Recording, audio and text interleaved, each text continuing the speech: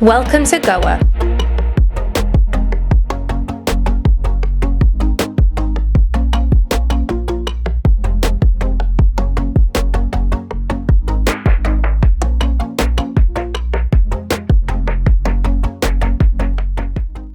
So guys, we are in the resort of Candolim, which is located in North Goa. We've heard a lot about this resort, so on this episode we're going to be taking you around the resort, showing some good places that we have ate and drank at, and also taking you on a tour to Dudhsagar Waterfall.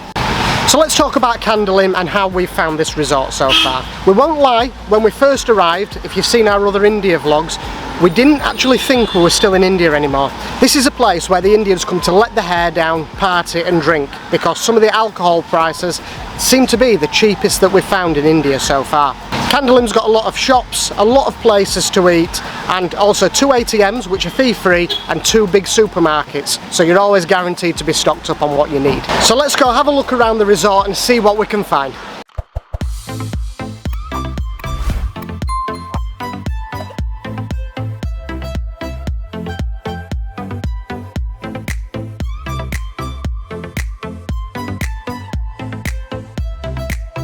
So I've just been to stock up on some more dried chilies from a lady that has a stall outside one of the shops here. I got some the other day and I thought maybe I'm going to need some more. So I've just bought a little top up to take back to England so I can cook some curries of my own for 100 rupees.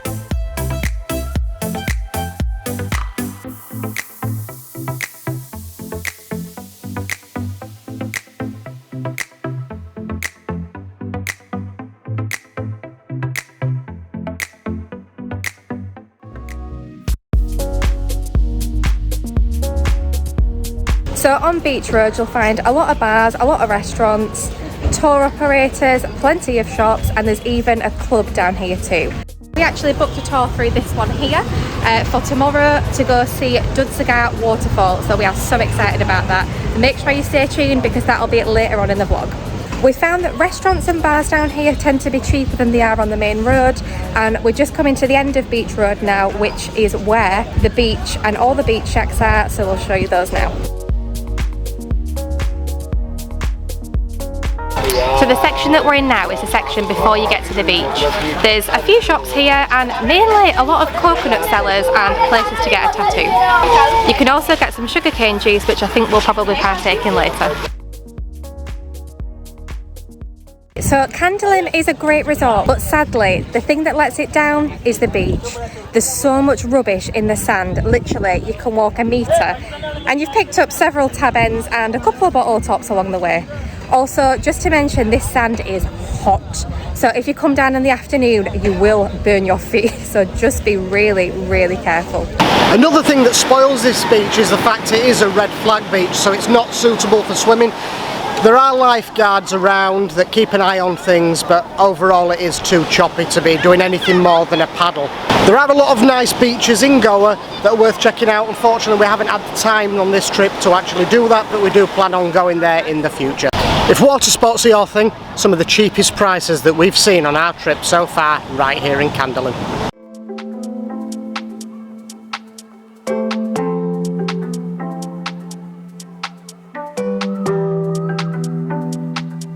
So out of all the beach shacks that we've tried, Claudina's is our favourite. Not only is it closer so you don't have to walk on the hot sand, but the staff are amazing, the drinks prices are really good, the food is excellent as well, and there's lots of choice at very reasonable prices, and also they accept card whereas some beach shacks don't.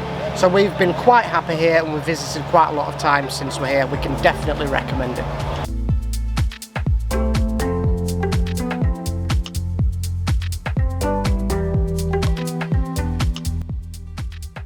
Another budget restaurant we recommend checking out is Aangara. Their local dishes are great, but you can also find some English home comfort foods here too.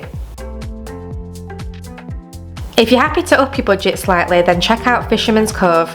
Food here is so tasty and the tandoori chicken tikka is a must try. The restaurant also has live entertainment every night. You'll have to excuse us in this vlog as well. You may notice many scenes when we are pouring with sweat, especially me. We have never been to a place before that has been so hot and humid as Goa. Yeah, it's like you just constantly feel like you've just got out of the shower, you're sweating that much. This place is honestly like the surface of the sun. I think I'm getting quite good now.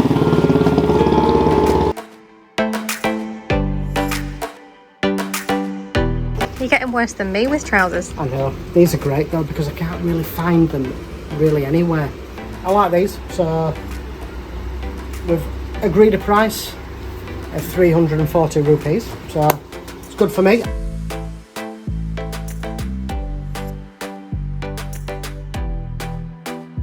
So apart from eating, drinking, shopping and relaxing, there's not really that much else to do here in Candolim without doing all your tours. So we're just going to escape the scorching heat now and go for a dip in the pool back at the apartment. While we're on the subject of the apartment, let me tell you a little bit about where we're staying. We're staying at Diana Apartments, which is also referred to as Villa Centre. The location of the apartments is perfect. It's only a 4-minute walk to the main road, which brings you right into the centre of Candolim.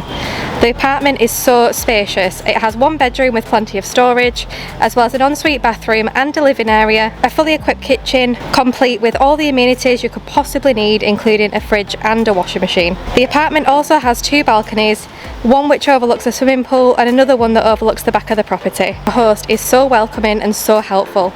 If you'd like to book the apartment yourself, then we'll be leaving the contact details in the description of this video. So good morning guys, it is 6 o'clock and we are just waiting for our transport to take us to Dudhsagar Falls.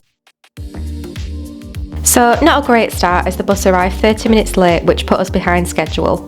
The journey to Dudhsagar was planned to take around 2 hours, broken up with 2 stops to see an all-going church and a breakfast stop. Looks like as we were behind schedule we were missing the church, and we stopped at a local cafe at the side of the road to purchase breakfast. On one side you could purchase snacks and cold drinks, and on the other you could purchase hot drinks and food made to order. To say that tourists clearly stop here every day, the prices on the menu were surprisingly reasonable. So as we're stopping for half an hour, we thought we'd just get a little bit of a snack for the road. So we've gone for 2 samosas, these were 20 rupees each. We also nipped to the shop next door, got 2 cokes and an orange juice, and that came to 125 rupees. So I can't believe we've been in India this long, and this will be the first time that I've tried a vada pav. This was 40 rupees, and I thought, well, we might as well take the chance and try it. Essentially what it is a deep fried potato dumpling in a bread cake with some chopped onion and a little bit of chutney as well. So I'm sure it's going to taste great. That's really good.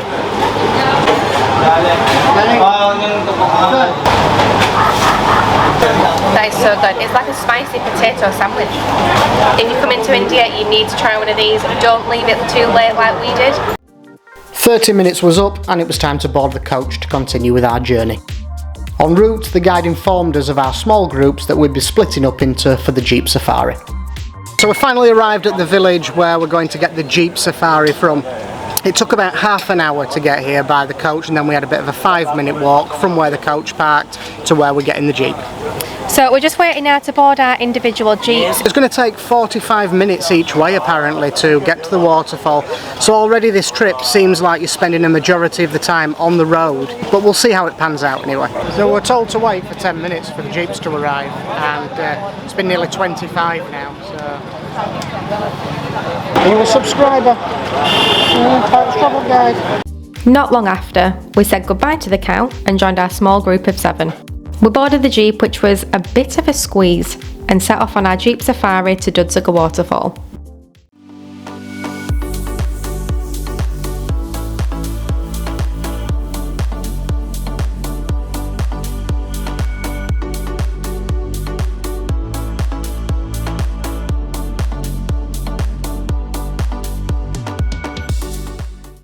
We arrived at the Jeep station and were told we had 90 minutes of free time here.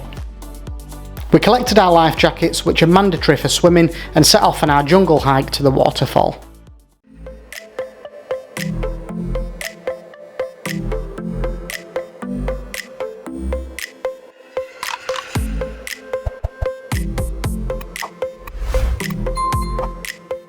So after about 3 hours on the road, a Jeep Safari and a 10-minute walk from where we got dropped off, we have finally made it to Dudhsagar Falls.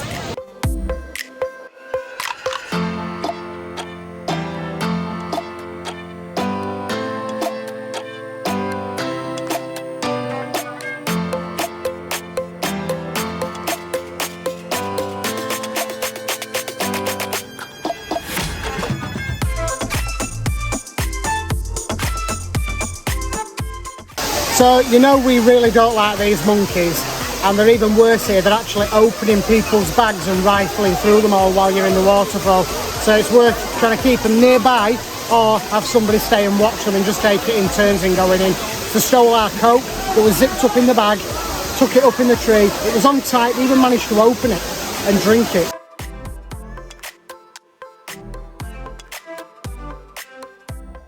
So we're back at the Jeep station now, and that is sadly our time at the waterfall done. In the end, we only had about 60 minutes there, because by the time you've walked there and back, it's 15 minutes each way. We still had a lovely, refreshing swim. The water is so cold, which is perfect in this hot Goa heat. And it is quite overcrowded, which you do obviously expect that for a major tourist attraction here in Goa. So let's go back in the Jeep and head for our lunch at the spice plantation.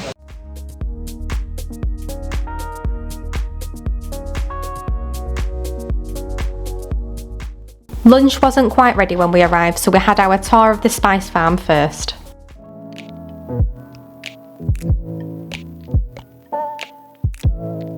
This farm is actually 300 years old, but for tourism it has been started for last 25 years back, and its total area is about 50 acres. Lemongrass.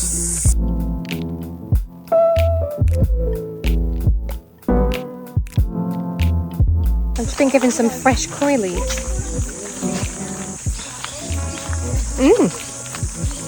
That tastes totally different when it's fresh, doesn't it? Have you just literally eaten it all? Yeah, was I not meant just to? to taste it, and then I got rid of it. I know. All in. All or nothing.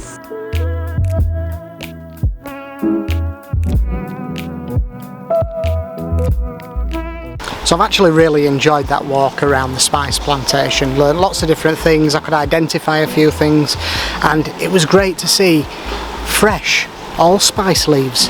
I've never even heard of them before, I didn't even think they existed. Anyway, enough talk, we get lunch included in this trip, so let's go and see what we're having.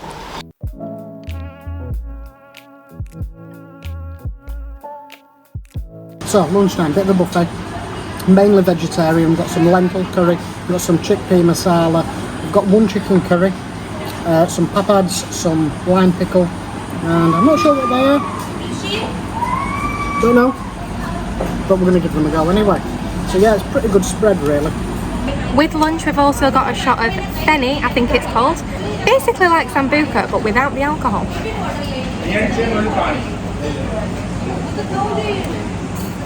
After lunch we walked back to the coach for our 2-hour journey back to Candolim.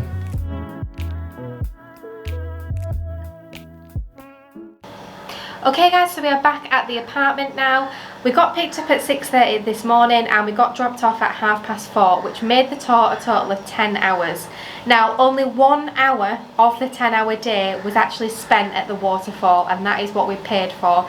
A lot of the tour was just spent driving to get there. I think if it had been made clear that there was going to be this much time on the road rather than seeing what we wanted to see, I don't think we'd have gone.